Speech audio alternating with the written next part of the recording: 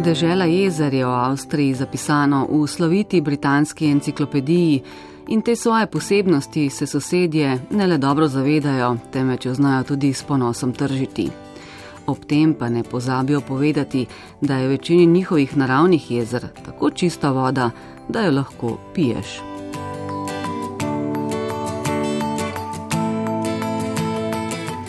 Čisto in pitno je tudi Belo jezero, ki je le dobrih 70 km oddaljeno od slovenske meje v smeri Štefana na Zili in leži v severnem delu Zilskih Alp.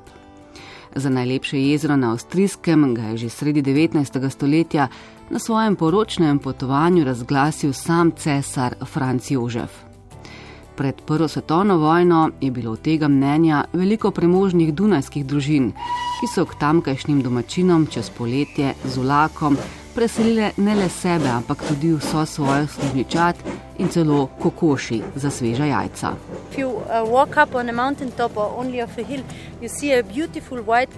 Če bi odšli višje na kakšen gorski vrh, bi videli prelep beli obroč okoli jezera, ki nastane zaradi apnenca v jezeru. Zaradi tega belega obroča se imenuje Belo jezero. Tudi sicer je jezero čudovite turkizne barve in številni mu rečejo kar alpski Karibi.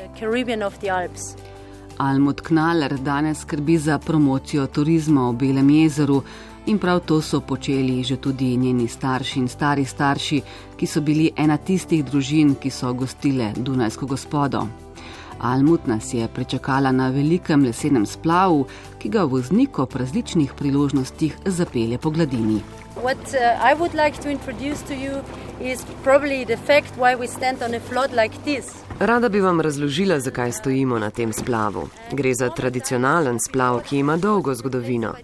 Nekoč, še preden je leseni most, zdaj seveda betonski, povezal bregova jezera po širini, so se s takimi splavi prevažali kmetje, ki so živeli na eni strani jezera, polja pa imeli na drugi. Zjutraj so na splav naložili konje, orodje in prazne vozove za seno in se zvečer z naloženimi vrnili. V marsikateri izmed gostiln v bližini jezera visijo fotografije, ki pričajo o splavih naloženih z vozovi, pozneje tudi s traktorji. Jezero torej po širini povezuje most, po dolžini pa konca nista povezana, drugače kot le s kolesarsko stezo in pešpotjo. Okolica je namreč skrbno varovan naravni rezervat in domačini si prizadevajo, da vanj kar se da malo posegajo. Imamo kar nekaj urejenih kolesarskih poti, po jezeru vozi ladja, imamo pa tudi 3 ture organizirane s splavom. Čim manj želimo posegati v naravo, a nekaj vseeno moramo ponuditi. In zato imamo splave, ki so v harmoniji z naravo. Tukaj je tudi veliko hribov in planin, kamor poleti kmetje ženejo krave. Zaradi zelišč, ki rastejo na pašnikih, imajo krave poleti zelo dobro mleko.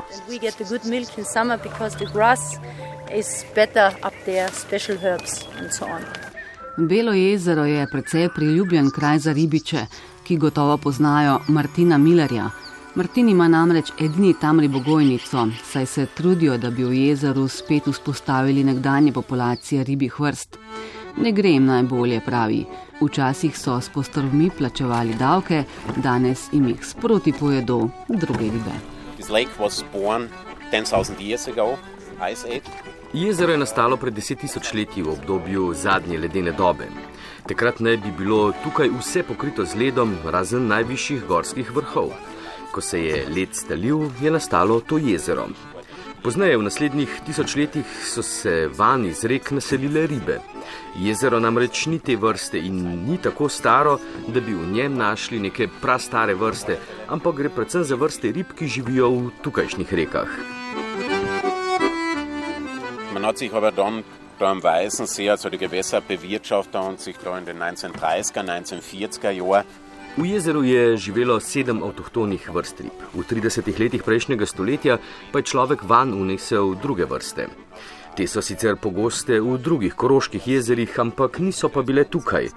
Tukaj je bila prej glavna jezerska postrv, ki se ji reče tudi jezerski losos.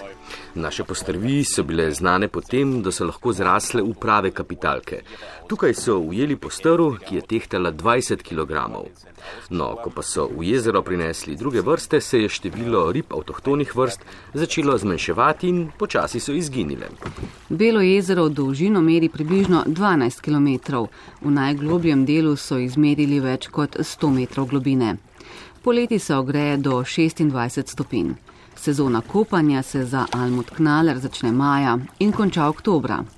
Sicer pa jezero ne samiva niti po zimi, ko postane najbolj nizozemsko jezero v Avstriji. Na drsalke se spravi nekaj tisoč obiskovalcev severa, ki na zamrznjeni gladini priredijo najdaljši drsalni maraton na svetu. Največji dogodek je tukaj po zimi in se imenuje Dirka 11 mest. Gre za tradicionalni nizozemski drsalni maraton, dolg 200 km, pri katerem sodeluje 11 nizozemskih mest. Če verjamete ali ne, to jezero po zimi zamrzne. Običajno kar v celoti, včasih pa se zgodi, da zamrzne samo del, ki so ga Nizozemci poimenovali Mali ocean. Tekmovanje se je začelo v 70. letih prejšnjega stoletja na Nizozemskem. Ker pa je zaradi podnebnih sprememb led na njihovih vodnih kanalih postajal vsako zimo tanjši, so dirko prestavili sem. But due to the climate change, these canals don't freeze any longer, so that's why they found the way here. In kako so na Nizozemskem izvedeli za jezero v Avstriji? James Bond film. Zaradi filma o Jamesu Bondu. Nekdo je gledal film in v njem opazil naše zamrznjeno jezero. Prišel je sem in videl, da nimamo samo velikega jezera, pač pa tudi hotele in druga prenočišča. No, imamo pa tudi mojstra, ki skrbi za naš led. Tudi sicer je kulisa Belega jezera priljubljena v filmski industriji. Domačini pa raje, kot v filmih, pripovedujejo o drugih zgodbah. Zaradi nedostopnosti so bili ti kraji v zgodovini vedno nekakšno pribežališče. Tja so se zatekli protestanti, območje je še vedno evangeličanska župnija, med drugo svetovno vojno begunci, po njej pa nemški nacisti. Že v srednjem veku naj bi jame v okolice rešile marsikatero žensko, ki bi sicer zaradi svojega znanja končala na grmadi. Morda je prav po teh nastala legenda o žalih ženah, za katere je veljalo, da če si jim, medtem ko so se kopale v jezeru, pobral obleko, so ti sledile domov. To je storil tudi eden izmed kmetov, ki je živel ob jezeru. Žalik žena mu je obljubila, da ostane pri njem, a samo pod pogojem, da ga nikoli ne sliši ploskniti z rokami. Imela sta 3 ljubke otroke, bila sta srečna in leta so minevala. Nekega dne pa je v kuhinjo prišla kokoš. Kmeta je to ujezilo, jezno je zaploskal proti kuri in žalik žena je izginila. Še danes pravijo, da je meglica, ki se včasih vzdigne nad jezero, pravzaprav ona, ki je prišla pogledat svoje otroke.